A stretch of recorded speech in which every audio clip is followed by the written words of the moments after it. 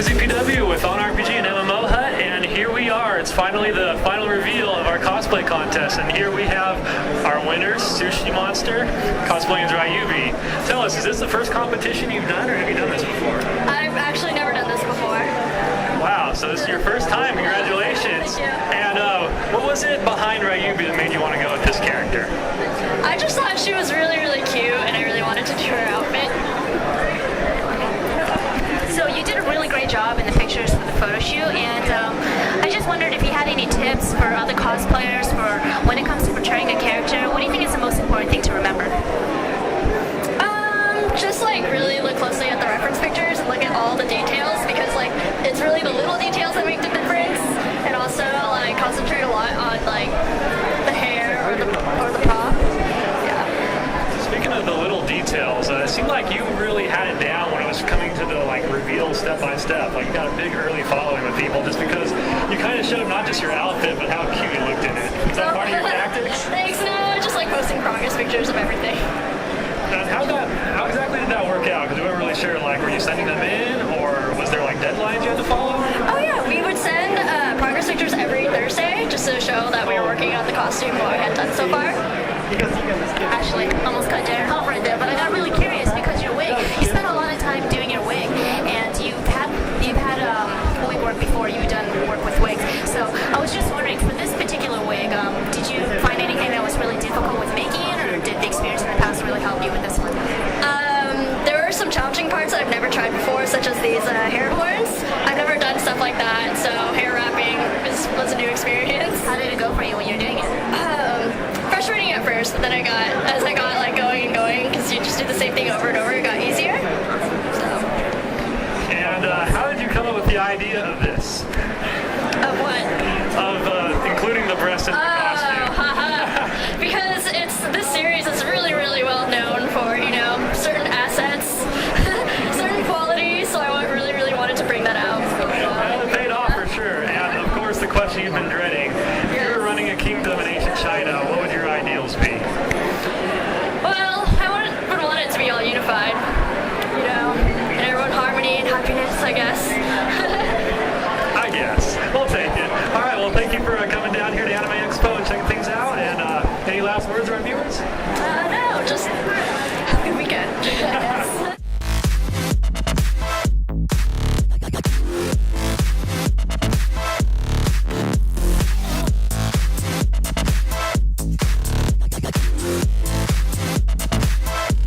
All right, next up we have Jenny as Choun here. And our first question with you is your wings. How did you come about designing these? My wings. What it is it's layers and layers and layers of material.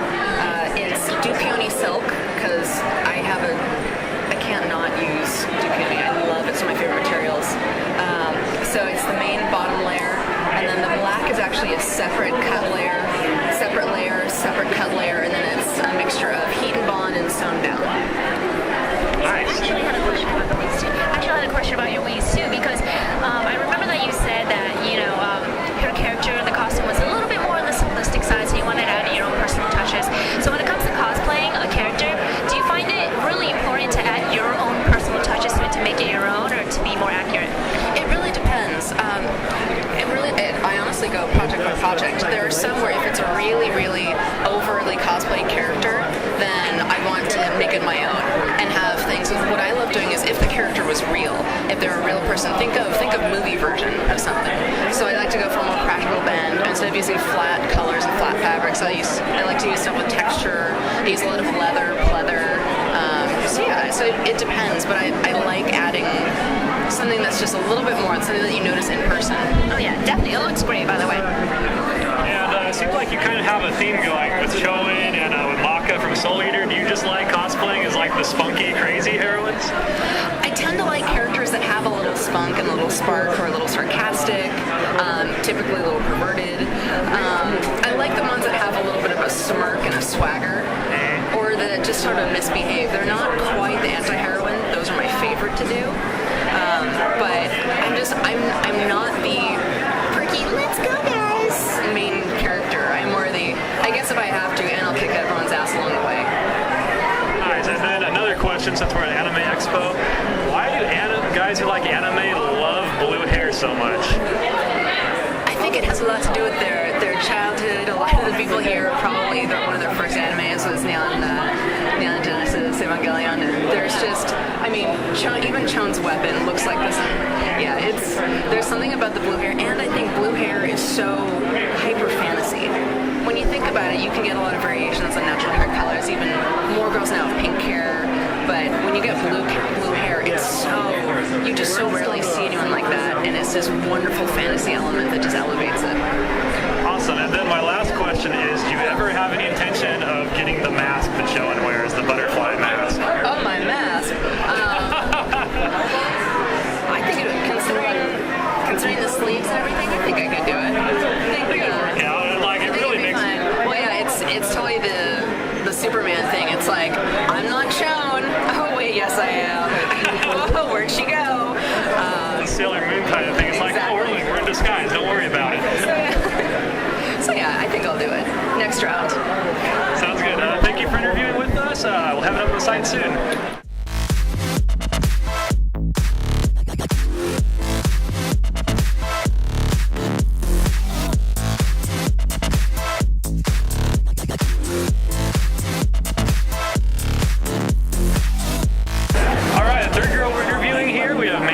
SoSo, and well, first of all, everyone thinks this. What did you do to make this? Well, it's made out of the blade is made out of Sintra, which is a expanded PVC. It's plastic pieces. We cut out 3 layers of it, and then made Mondo to bridge the gap between the 3 layers, and basically to create that bevel. This is a wooden dowel. The skull we found at a Halloween store, like a year-round Halloween store. We cut him in half and mounted him on there. This is epoxy sculpt, and so are the details here. So it's basically just like wood, plastic, and epoxy sculpt. It's fantastic. As for the rest of the outfit, I feel like you have the most natural resemblance to your character of anyone in the competition. But your character has a pretty interesting personality. Did that play into a factor, or did you find out about this later? It did. I mean, we did kind of find out about it later, but before we chose our characters, we watched a little bit of the anime, and I realized that she was kind of like feisty and like funny, and like she kind of cracks me up. So I was like, this is great. But then we watched more of the anime, and we realized that like the extent of her antics. But that didn't turn me off from her. I was like, this is hilarious. This is great. So that was definitely part of the decision. Well, I mean, the votes came in mass, so it didn't turn off the fans either. They were happy about it.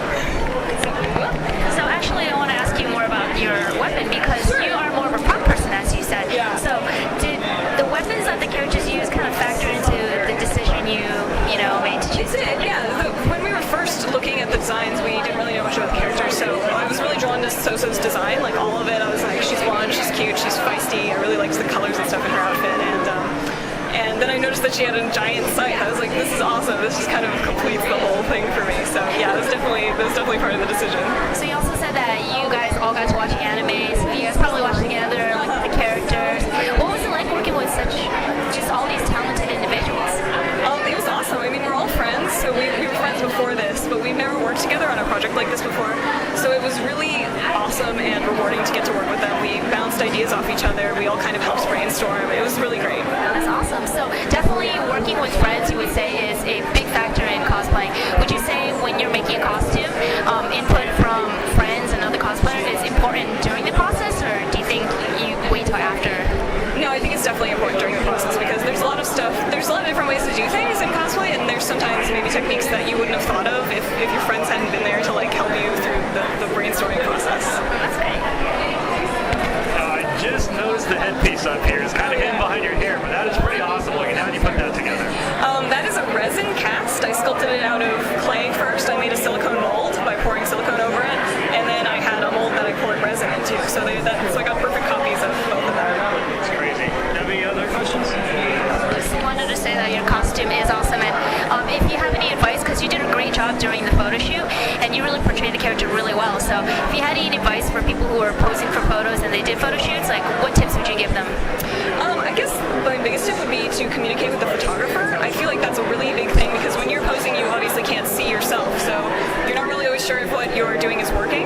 So if you can communicate with your photographer and make sure he knows the character and what you're going for, then you guys can work together and really get what you want. Awesome. Thank you so much.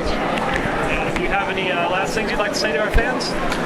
This was a really fun project. Thanks for voting and watching our progress, and we hope to see you at Anime Expo. Thank you.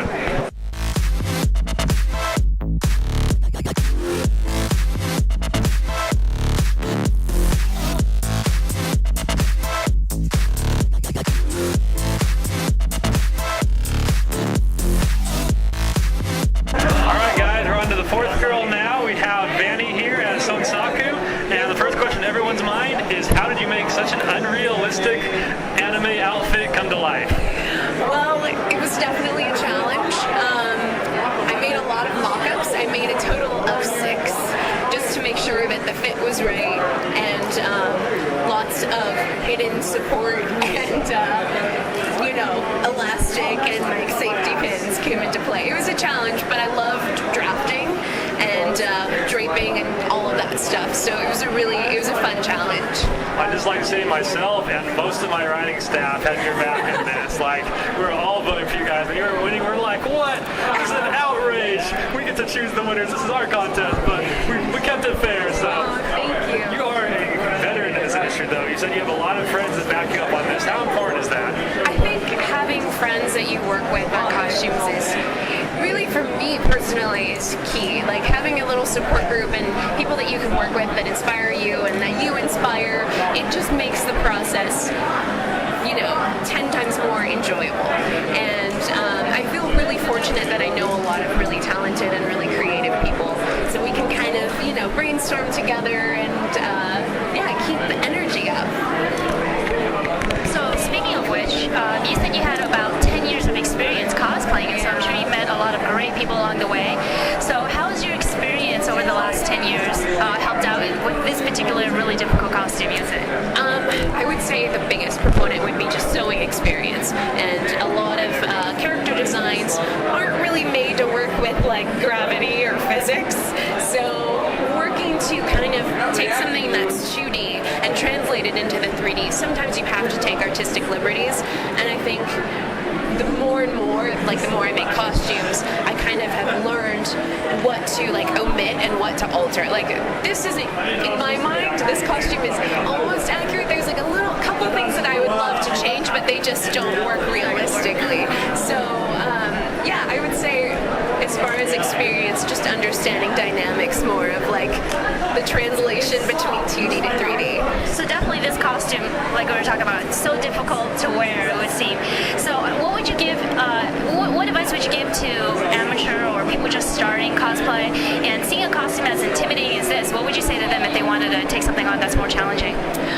I would say really get to know your basics first. Manzi and I actually, a couple years ago, took on these costumes from this game called Lost Odyssey, and we were like, yeah, we're going to do this. They were so complex. Granted, once you break everything down, it's a lot more manageable, and thusly why we decided to even start on it. But I say know your basics, make mock-ups. If it's not right, do it again in cheap fabric, get it, to where you want it to be before you cut up your expensive fabric. And if you're driven and if you're happy and excited about what you're doing, you're going to have the motivation and energy to do it. So I say go for it. That's great advice. Thank you. So taking a different tangent, your character is based on Sun Si, who is one of the most noble warlords of the whole Romance of the Three Kingdoms period. If you were in charge of a kingdom, how would you rule? How would I rule? I would love to keep up that sort of noble and regal mentality and, the sense of honor and I really like Sonsaku's character. She's an awesome ruler. She knows what she's doing, and she's very calm and collected. So I would love to have the same mentality as her. Awesome. And then we asked Choun a second ago her thoughts on this, but since you got the pink hair going on, we can get your thoughts. Why is it the guys in the anime are so into blue and pink hair? They're just more fun. Pink hair girls are more fun? Girls are more fun, and why not? If you want to have pink hair or blue hair, go for it. I don't know why green's not as popular. Maybe we can bring it. You can wear green next time. There we go, with green ears. There you go. Yeah. All right, thank you for your time. Thank you for participating in this competition. It made our fans very happy. Thank you so much, guys. Thank you. And do you have any last words for them?